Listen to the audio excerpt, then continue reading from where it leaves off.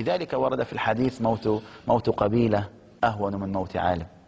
لما للعلماء من أهمية، هم المنارات، ملح البلد. نعم هذا هو.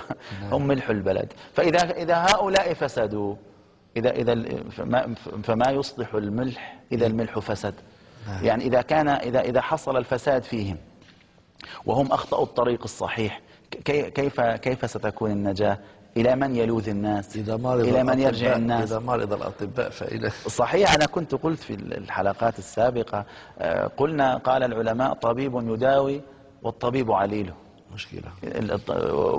كانوا يقولوا من غص داوى بشرب الماء غصته، فكيف يصنع من قد غص بالماء؟ إذا نحن يعني هذه الغصة صارت في هؤلاء الناس. النبي قال في الحديث العلماء ورثة الأنبياء، ورثة الأنبياء.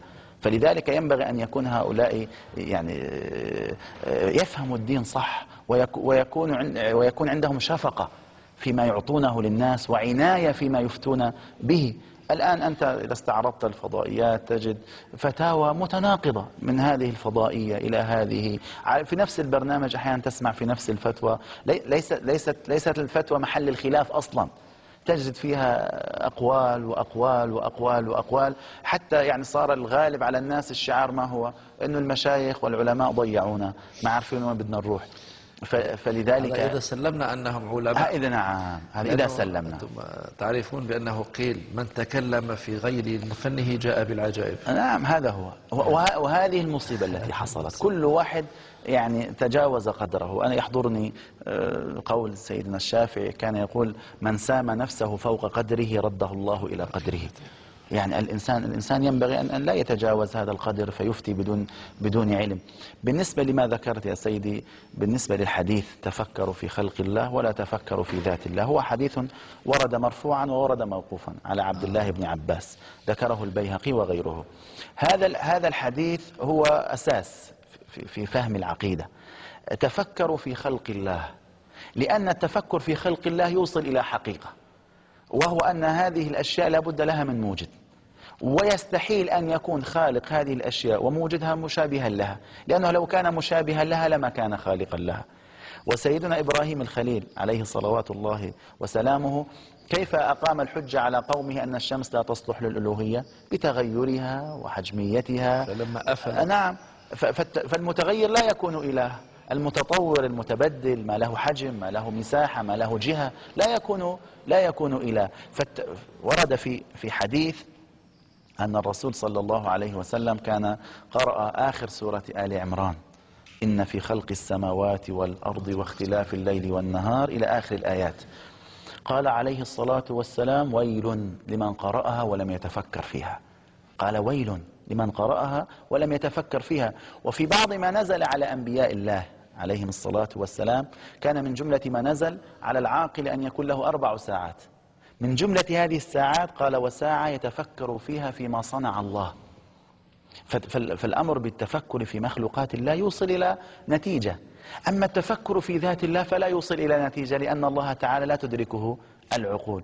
من هنا جاء تفسير قول الله تعالى في سورة النجم وأن إلى ربك المنتهى. قال أبي بن كعب رضي الله عنه إليه انتهى فكر من تفكر، لا تدركه الأفهام ولا تتصوره الأوهام. فالنبي صلى الله عليه وسلم ورد عنه كما قال أبو القاسم الأنصاري في شرح الإرشاد، قال لا فكرة في الرب، لا فكرة في الرب. وقال الصديق الأكبر رضي الله عنه قال الحمد لله الذي لم يجعل الوصول إليه إلا بالعجز، والعجز عن درك الإدراك إدراكه، والبحث في ذاته كفر وإشراك. فنحن إذن مأمورين بأن نتفكر في مخلوقات الله، ونهينا عن التفكر في ذات الله.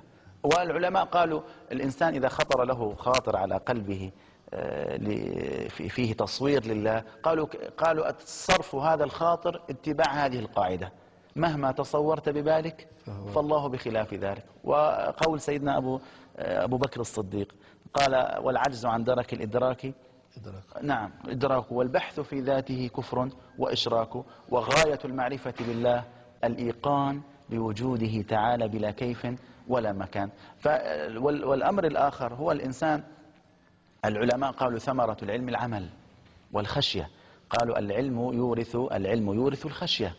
والإنسان إذا لم يعمل بعلمه، الإنسان إذا تعلم ولم يعمل بعلمه، إبراهيم بن حاتم الأصم كان يقول: أخسر الناس يوم القيامة، أشد الناس خسارة يوم القيامة من كان عنده علم ولم يعمل به، دل الناس على الخير وهو لم يعمل به، فنجى الناس وهلك هو. إبراهيم بن أدهم مرة كان يمشي في مكة، قال: فرأيت حجر مكتوب عليه: اقلبني تعتذر. فذهب قلبه، مكتوب تحته: أنت بما تعلم لم تعمل، فكيف تطلب علم ما لم تعمل؟ فأنت إذا الذي عندك تعلمه ما عملت به، لما تطلب المزيد وأنت أصلا ما عندك هذا العلم؟ الخطيب البغدادي ألف رسالة اقتضاء العلم العمل. نعم، هذا هو. وورد في الحديث: إن من العلم لجهل. قال العلماء: معناه العلم الذي لا يعمل به. وكذلك الله تعالى قال: أتأمرون الناس بالبر وتنسون أنفسكم، وكذلك كبر مقتا عند الله أن تقولوا ما لا تفعلون. فالإنسان الأصل به أن هذا العلم يؤدي به إلى العمل وإلى الفوز وكما قال سيدنا أحمد، قال: زكاة العلم تعليمه. والعلم كما قال سيدنا علي: العلم يزكو بالعمل. العلم يزكو بالعمل، والمال تنقصه النفقة. فثمرة العلم إذن هو الخشية والعمل.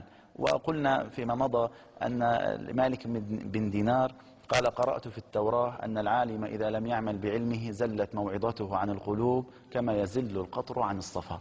فإذا الأصل بالإنسان أن يتعلم القدر الضروري.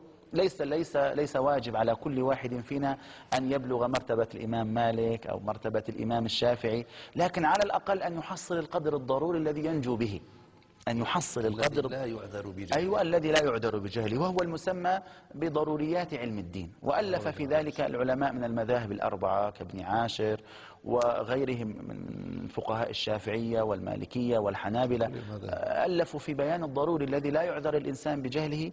ويعني فقط أشير إلى الحديث بعد إذنك، أن رسول الله صلى الله عليه وسلم قال: طلب العلم فريضة على كل مسلم. وهذا الحديث كما قال الحافظ السيوطي حديث صحيح، وحسنه الحافظ المزي، وهو السيوطي في بعض مؤلفاته كذلك حسنه، كما في التنقيح في مسألة التصحيح.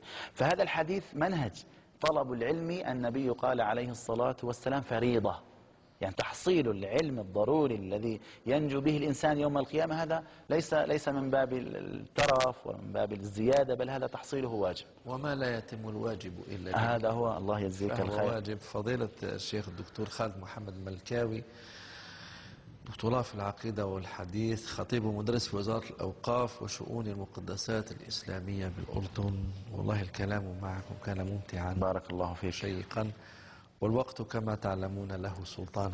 أكرمكم الله يا سيدي. الله نشكر بكم. لكم جزيل الشكر التلبية الكريمة لدعوة البرنامج. الله يكرمكم، ونحن نشكر لكم هذه الجهود، والله يزيدكم إن شاء الله ويقويكم.